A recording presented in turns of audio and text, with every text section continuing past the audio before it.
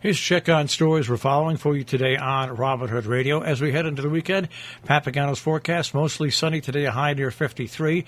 Rain tonight, low around 43. A chance of rain tomorrow morning, then showers in the afternoon, a high around 59. On Sunday, Halloween, a chance of rain in the morning, then showers after that, mostly cloudy with a high near 60. We'll get the full details on our tri-state forecast coming your way in just a few minutes. A Salisbury man is free on bond after taking a butcher knife to a girlfriend. In a story in this morning's Republican American by Bridget Ruthman, a 36-year-old Salisbury man accused of brutally beating his girlfriend and chopping her hair off with a butcher knife is free on $50,000 bond while awaiting prosecution. Patrick Keepock was arraigned Wednesday in Torrington Superior Court on multiple domestic violence charges, including assault, strangulation, and threatening. His family posted his $50,000 bond. He was found to be highly intoxicated, according to police, after a neighbor called 911 upon hearing sounds of a fight and a woman crying coming from 19 Main Street on Tuesday at 9:40.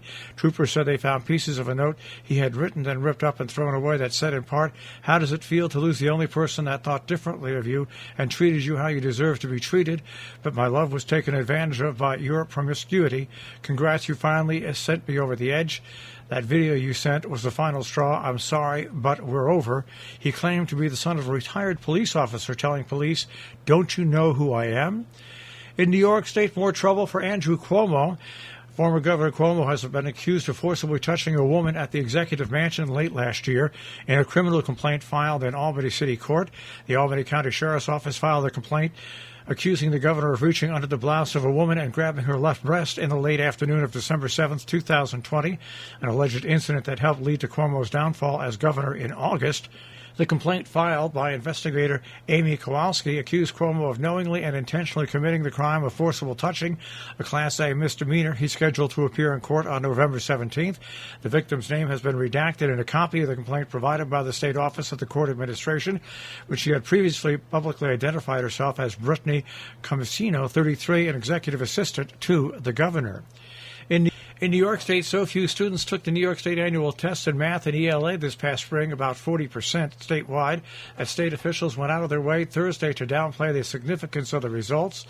The scores do not, and I stress do not, tell the whole story as it relates to student performance, according to the state education commissioner.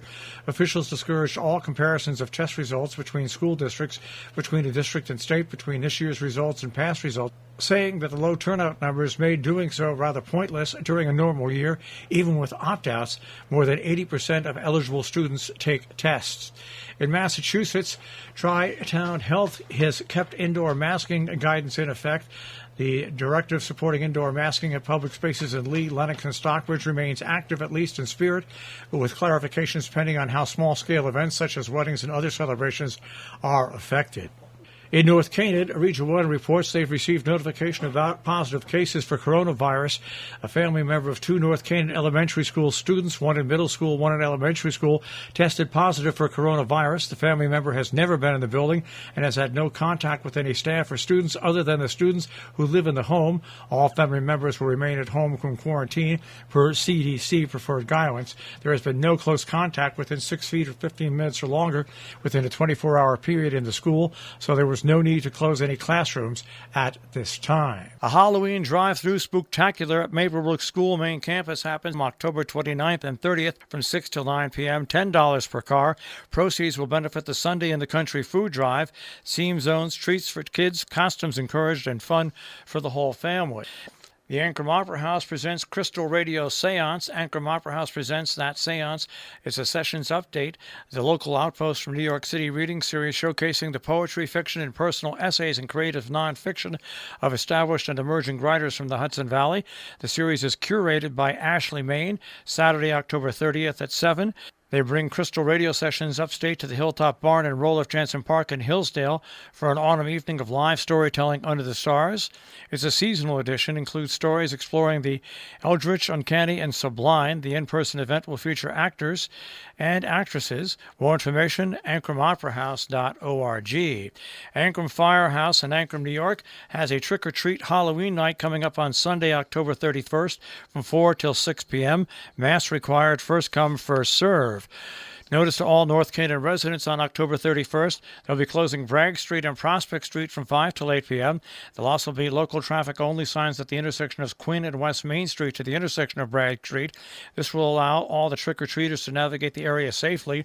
The best parking option will be in the Town Hall parking lot or North Canaan Elementary School. Traffic will be open on P Street. If you have any questions or concerns, contact the Town Hall.